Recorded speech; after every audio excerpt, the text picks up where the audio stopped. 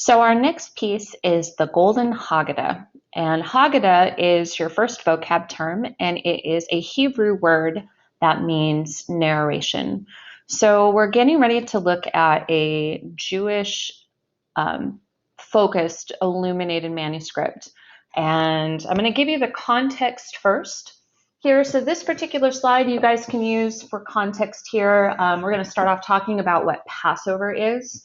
And so I want you to imagine an illuminated manuscript text, this book, the Haggadah, being used at dinner time, and not just any dinner, but a dinner called a Seder. And so this first sentence in this slide tells you about that. So it was a book used to tell the story of Passover, which I will get into in a moment. And you were telling that story of Passover while having this Seder dinner, which is a ritual feast that marks the beginning of Passover. So I would say Seder definitely is a context vocab term for you. And if you go down to the third part, it's telling you a little bit about Passover. And Passover is a reference to God passing over, so that's where the term comes from, the houses of the Israelites during the last day of what was 10 days of plagues, so a different plague every day. And what they understood, the Israelites understood, is that like an angel of death was going to visit some of the homes or homes of people and kill the firstborn son of that home, of each of the homes, unless you had put the blood of a lamb on the lintel of the doorway. And that would tell this angel of death to pass over that house and to go to someone else's house instead. So that's what Passover is a reference to. So the book is telling that story of Passover, the preparations for it, why it existed, the story of the plagues, and all of that comes from these stories, come from the Old Testament, specifically the book of Genesis and the book of Exodus. And it's basically telling the story of the liberation of the Israelites from slavery in Egypt. And in fact, they're led to freedom by Moses. And Moses we'll see occasionally in art pieces throughout our time in Christian art and in the Jewish faith and art pieces that deal with Judaism. And so this piece will definitely show Moses of the Ten Commandments. So Passover and the liberation of the Israelites, that is the theme of this Haggadah book, again, that you'd have out during the Seder dinner. And it has illustrations in it. It has prayers and readings. And the book, most Haggadahs, since they're used at dinner time, they're really cool because they have evidence of the use of them in like wine stains and just kind of smudges on the books. They're very much a used text, not just meant to be looked at from afar or behind glass, but really used in instruction during Seder. So the last two sentences in this particular background slide of context is very important as well. Probably one of the more important pieces of context is that this Haggadah book was made in Spain. So Spain during this time, and we're like 1320, so early 14th century, Spain in like Barcelona area was rich in religion, various religions. So you had Muslims who practiced Islam living there. You had Christians practicing Christianity, and you had those practicing the Jewish faith together. So they all were together seeing each other's art and practices, cultural, religious practices, and you couldn't help but influence each other. And so this particular text definitely shows the influence of a number of different faiths, particular Christianity and Islam, in some of the architecture, in some of the just visual associations. You will see that. So we're going to go on to the next, which is talking about the book itself. You can put a couple of these pieces in context. It just references the Made in Spain portion with European and Islamic influence. I'm pointing to a little bit of the Gothic influence because the figure you have sitting in this throne with the crown and whatnot it very much looks like a king of France. You know, if you think back to the piece of art where we had the Bible Moralise with the Blanche of Castile Louis IX image, that dedication page with the gold background, this figure and the gold background in this book definitely look like they were influenced by that piece in particular, and it definitely was. So that would be a related piece, the Bible Moralise, for sure. And in fact, the crown itself that this figure is wearing has a trifoil pattern to it. And he's holding a staff with a fleur de lis, like the lily, the abstract lily symbol that symbolizes French royalty. So absolutely linked back to some French Gothic influence. The other thing I wanted to talk about was just about the book in general, and I think you can put this in technique, is the gold leaf that is painted onto the background.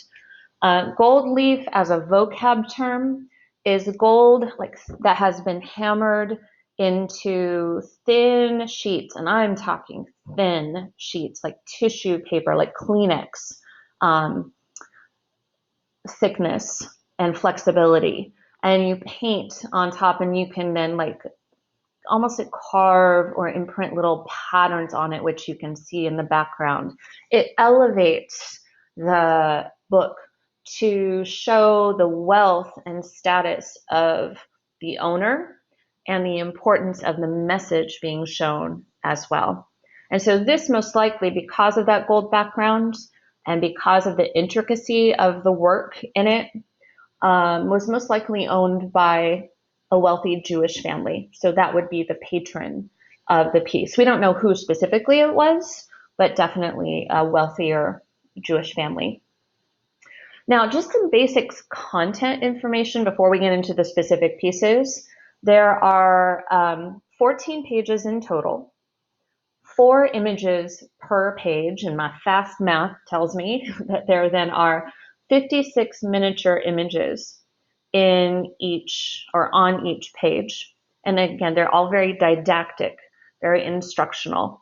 And the stylings of them, you have these typical more medieval or Gothic, later Gothic images where it's elongated, pretty flat, non-modeled figures. But we are going to see some classical elements reemerge, and I'll show you those in the next few pages. There were also in the Golden Haggadah about 100 prayers included, and again, all written in Hebrew. The book would read, which is typical of a Haggadah, from the upper right to the upper left, and then down to the bottom, and read from right to left. So top, bottom, right to left is your typical reading of a Haggadah. Now, continuing on with the content, we're getting into the 3 specific images that College Board would like you to be able to recognize. But honestly, they could show you any of the pages from the Haggadah, and they all look very similar. This particular page is dealing with what's called the plagues of Egypt. So we had 10 days of plagues. The upper right-hand image is the swarms of frogs. So you can see all those little green kind of shapes around. Those are frogs, and they are swarming the town. Nobody wants, I guess, a swarm of frogs.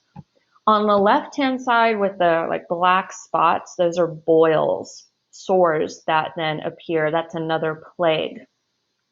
The bottom right hand, you have a wild animal invasion. So you can see the animals attacking some of the people.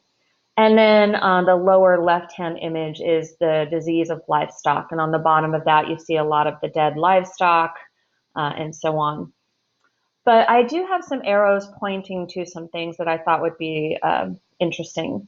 So some classical influences, because now we want to really get into being able to talk about with almost every piece we go over, well, what's the Greek and Roman influence? And I pointed out some of the architectural elements, like rounded arches. You can see what looks like perhaps to be some maybe Corinthian style capitals, although abstracted a little bit. Not only in architecture, but with the bodies. I pointed to some contrapposto poses that seem to be showing through. So there are some things that are classically inspired, but again, we still have the elongated line-based figures, no modeling. That's very Gothic. We have the gold background, which feels very Byzantine and almost stained glass window-like, with the bold color work of Middle Ages, specifically Gothic art.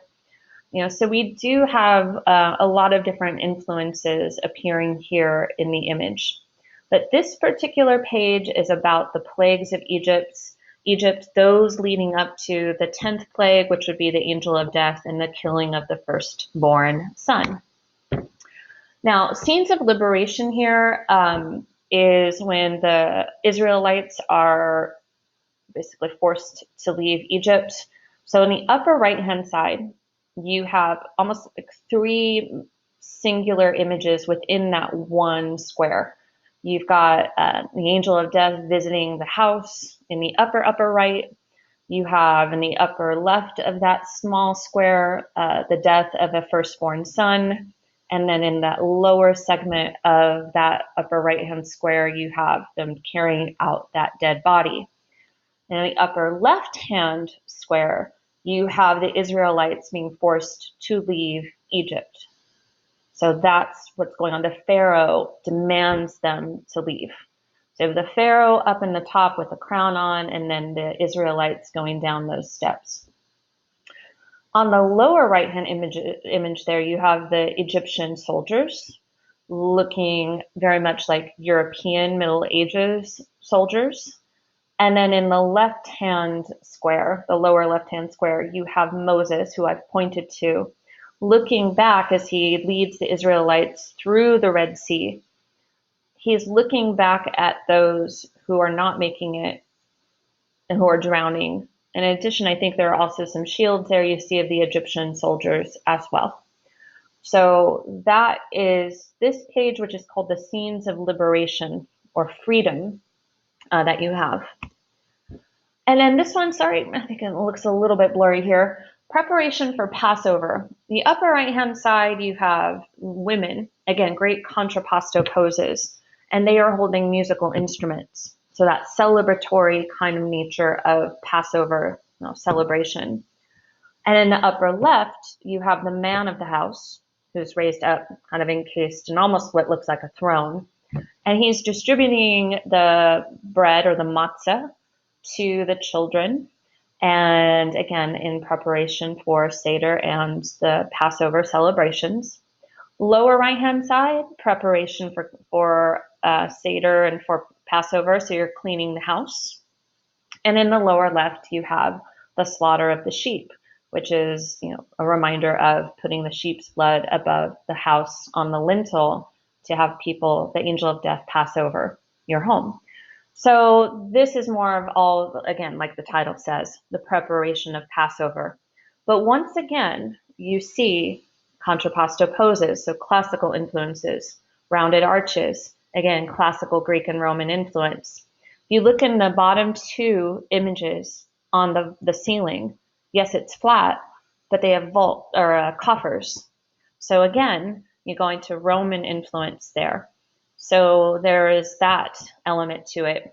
And in the upper right-hand image with the women and the musicians, some of the design work detail is more Islamic in influence on the musical instruments, and maybe the book or music that she's holding. You have that more Islamic design on it. So again, this book and why it is so important, it brings these cultures together, these religions together, these influences together in one place.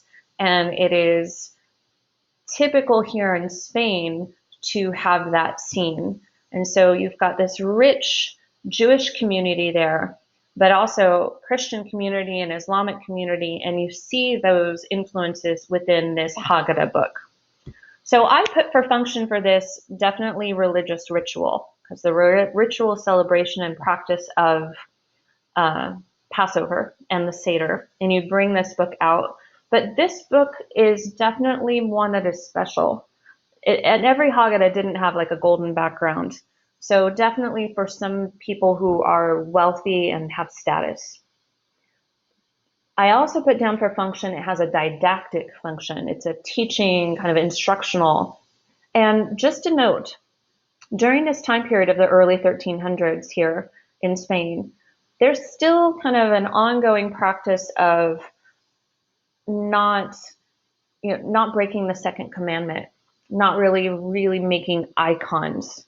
And so some say that these books used their didactic purpose and function as a way, as an almost an excuse then to be able to put images of people and like Moses and so on.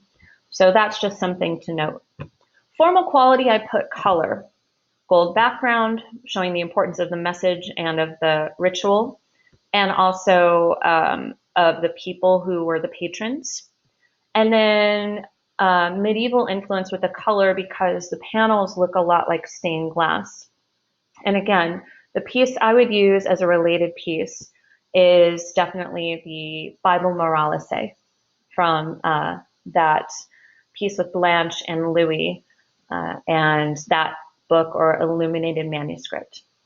So that is the Golden Haggadah, again, a Jewish-based art piece from Spain in the early 14th century.